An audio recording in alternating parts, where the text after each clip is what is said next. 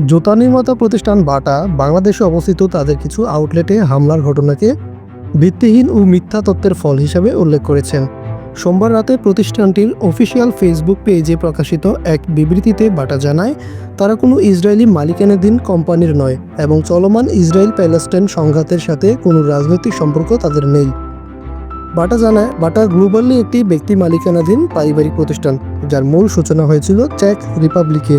তাদের কোনো রাজনৈতিক সংঘাতের সাথে জড়িত থাকার প্রশ্নই ওঠে না।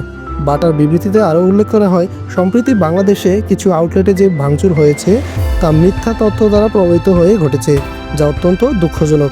বিবৃতিতে বাটা আরও জানায়, আমরা যে কোনো ধরনের সংঘাতকে দৃঢ়ভাবে নিন্দা করি।